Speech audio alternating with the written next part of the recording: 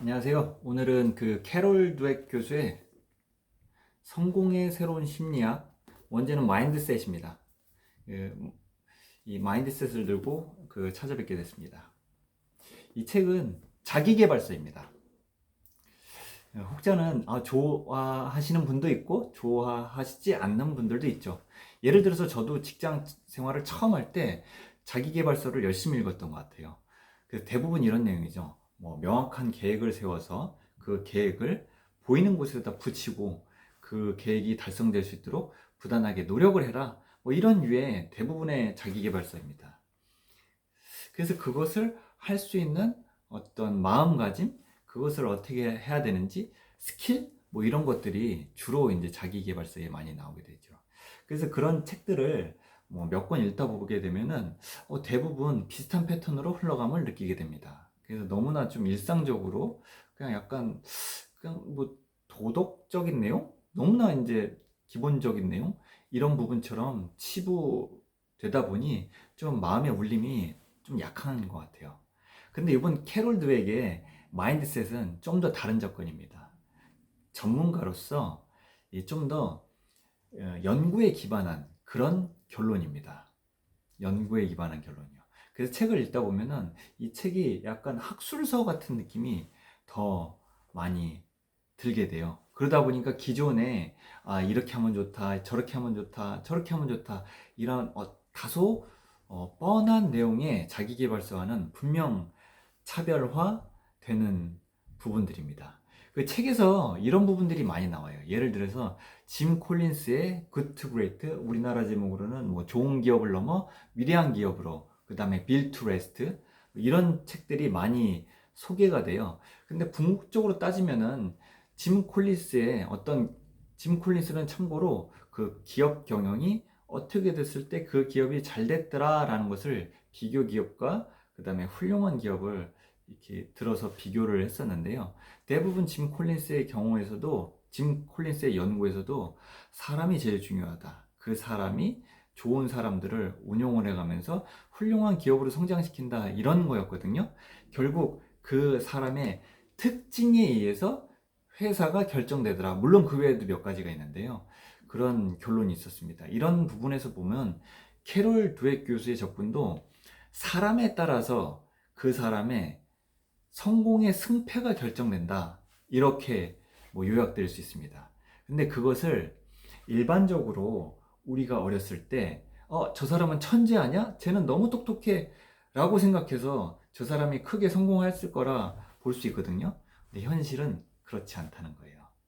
이 캐롤 드웨 교수가 제안한 거는 크게 두 가지 범주로 사람의 생각을 나눌 수 있습니다. 첫 번째는 고착 마인드세트, 두 번째는 성장 마인드세트죠. 결론 먼저 말씀드리면 성장 마인드세트를 가진 사람들이 지속적 성장을 해서 배움을 얻게 되고 다시 성장을 하고 배움을 얻게 되고 그렇게 해서 성장을 한다는 거예요. 설사 지능지수가 높더라도, 설사 영민하다 하더라도 고착 마인드세트를 갖고 있으면은 더 이상 성장을 못 한다는 것이에요. 예를 하나 들어볼까요? 만약에 이게 이제 실제로 테스트도 됐던 내용들이에요. 아이의 교육에 있어서 동기부여를 위해 지속적으로 칭찬만 한다고 생각해요. 이게 A그룹이라고 치겠습니다. 지속적으로 칭찬만 하는 거고요. B그룹은 칭찬도 하되 적절하게 동기부여를, 그러니까 칭찬으로서의 동기부여가 아니라 이 부분에 부족하다라는 것을 정확하게 피드백을 주는 거예요. 그리고 좀 어려운 시험지를 다시 주게 됩니다. 그러면 A그룹의 학생들은 본인은 이미 잘해야 되기 때문에, 이미 칭찬을 받은 상태이기 때문에 더 이상 어려운 거에 대해서 도전을 안 한다는 거예요. 이미 난 100점이야. 이미 난 잘해. 근데 내가 이걸 왜 해야 돼? 약간 이런 느낌이 있는 거고요. 근데 B그룹의 학생들은 칭찬도 있었지만 그에 따라서 부족한 점을 정확하게 피드백 받았기 때문에 어떠한 도전이 있더라도, 어려운 문제가 있더라도 그것을 계속 이겨나가려고 하는 마음이 생긴다는 것입니다. 이를 앞서 말씀드린 두 가지로 어떤 마인드셋으로 표현드리면, 첫 번째가 즉 도전하지 않고 현실에 만족하는 게 고정 마인드셋, 두 번째가 성장 마인드셋을 가진 사례라고 볼 수 있습니다. 말씀드린 것처럼 이는 후천적으로 얼마든지 개발될 수 있는 것입니다. 즉 실험에서도 나타난 거잖아요. 그러면 이를 스포츠로 한번 투영을 해볼까요? 스포츠가 얼마나 그 경쟁이 심한 종목인가요? 그렇죠? 그래서 여기서 저자는 두 명의 거대한 스포츠 스타를 비교를 합니다. 한 명은 존 맥켄너고요. 테니스 선수죠. 두 번째는 마이클 조던입니다. 농구 선수죠. 물론 분야가 달라서 1대1로 비교하기는 어렵겠지만요. 예를 들어서 존 맥켄너는 이런 경우가 있었다고 그래요. 본인이 게임에서 지게 되죠. 그러면 오늘은 이 수건이 제대로 준비가 안 됐어. 오늘은 공에 문제가 있었어. 오늘은 날씨가 이래서 구장에 문제가 있었어. 자꾸 게임에 지게 됐을 때 남 탓을 하게 됐다는 겁니다. 그래서 존 맥켄너도 물론 우승도 하고 어떤 그 테니스 대회에서 정점을 찍은 인물이긴 합니다만은 계속 굴곡이 있었죠. 근데 반면에 마이클 조던은 어땠어요? 굉장히 유명한 사례죠. 고등학교 때도 어려움이 있었다고 하고요. 뛰어난 슈퍼스타가 아니었다고 그래요. 대학교 때도 마찬가지입니다. 굉장히 뛰어난 슈퍼스타는 아니었다고 해요. 근데 게임에 질 때마다 나는 잘했는데 오늘 뭐가 안 됐어. 이게 아니라 계속 끊임없이 똑같은 슈폼으로 슛을 더 잘 넣기 위해서 고민하고, 중요한 게 이거예요. 그냥 생각 없이 연습만 했다 이게 아니라 끊임없이 고민하면서 더 좋은 방향으로 가기 위해 본인을 단련시켰다는 거예요. 즉 성장 마인드세트를 갖고 있었다는 얘기입니다. 그래서 이러한 이제 오늘은 이제 간단하게 두 가지 예만 말씀드렸는데요. 크게 두 가지 범주로 많은 다양한 사례, 많은 연구 결과들이 나오게 됩니다. 결국 결론은 성장 마인드세트를 가진 분들이 성장을 하더라 이런 겁니다. 아마 지금 이것을 보시는 분들이 뭐 회사원이시든지 학생분들이시든지 비슷한 사례를 많이 겪었을 거예요. 그래서 회사에서 성장하시는 분들이 다양한 사례가 있겠지만 결국 궁극적으로 업무를 잘 하신다 하면 성장 마인드 세트를 갖고 끊임없이 목표에 맞춰서, 목적과 목표에 맞춰서 같은 방향으로 가시는 분들이에요. 그래서 그런 것을 보면은 성장 마인드 세트가 얼마나 파워풀한지 느낄 수 있습니다. 저는 이제 제 삶을 반추해 보면은 아마 학창 시절에 저는 이런 성장 마인드 세트보다는 고정 마인드 세트가 있었던 것 같아요. 그래서 남들 앞에서 잘 모른다 이런 부분들을 잘 드러내질 않았던 것 같아요. 어떻게 보면은 이런 것들이 동양적 문화에도 조금 있는 것 같거든요. 계속 질문을 하게 되거나 그러면은 쟤 왜 그래? 라고 생각을 할 수도 있기 때문이죠. 근데 뭐 비슷했던 것 같습니다. 특히 저는 오히려 이 남들 앞에서 뭘 모른다 이런 부분들을 잘 드러내지 않았던 그런 학생들이었던 것 같습니다. 그리고 호기심도 그렇게 높지 않았었던 것 같고요.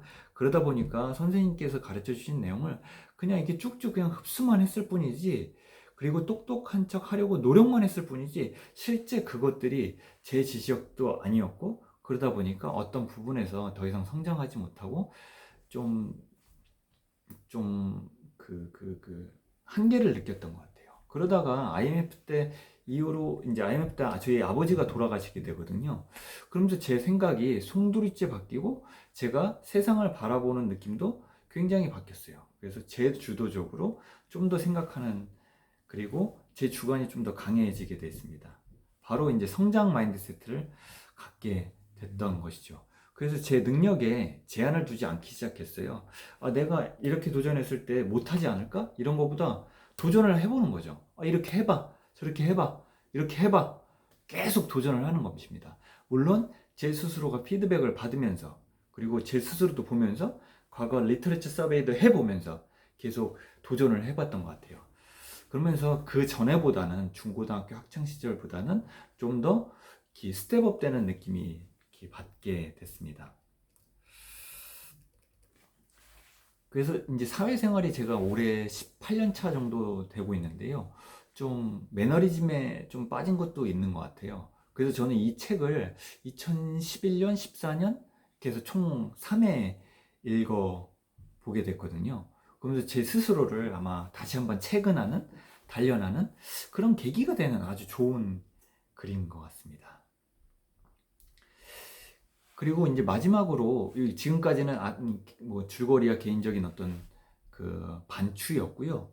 그리고 저자는 그래서 제가 좋아하는 책 을 몇 번 언급을 해요. 예를 들어서 IBM을 살린 루이스 거스너, 그 다음에 굿 투 그레이트의 짐 콜린스, 그 다음에 아웃라이어의 말콤 글라드웰, 뭐 이런 내용들이 나옵니다. 굉장히 이제 흥미롭죠. 그러다 보니까 그 책의 이 앞서 말씀드린 책들의 공통점은 배우는 자세로, 그러니까 겸손한 자세일 수도 있죠. 배우는 자세로 그것을 지속적으로 노력하는 조직 혹은 개인이 결국적으로는 크게 성장하더라, 이런 부분들의 어떤 공통점이 있습니다.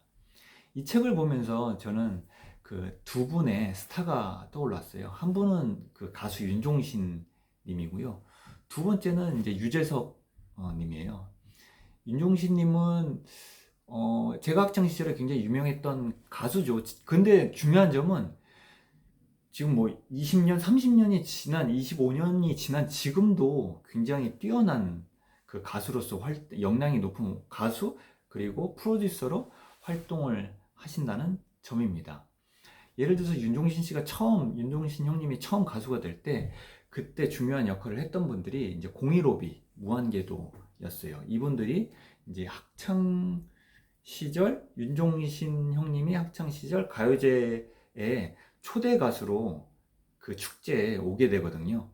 그러면서 그때 이분이 노래를 잘하는 것을 보고 그 학교 축제에서 제 기억으로는 2등 정도 했다라고 제 아는 선배님이 말씀을 해주시더라고요. 2등 정도를 해서 그 축제에서 윤종신 형님이 그 노래 가요제는 마치게 돼요. 근데 이 당시 015비 눈에 띄어서 이 픽업이 되고요. 그래서 초대 가수, 객원 가수로서 활동을 시작하게 됩니다.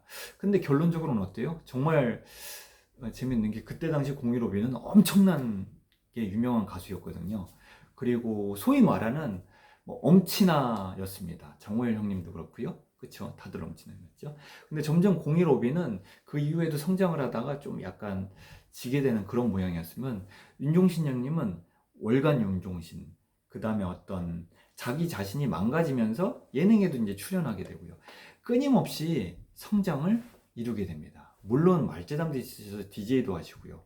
뭐 다양한 커리어가 있었지만 아마 본인께서 역량을 이렇게 좁히지 않고 계속 확장을 시키면서 도전을 하셨던 게 지금의 윤종신 형님을 만드신 게 된 것 같아요. 저는 그 월간 윤종신이라는 게 대표적 사례인 것 같아요. 그러니까 끊임없이 그냥 주기적으로 계속 작곡을 하고 노래 발표를 하셔야 되는 거잖아요.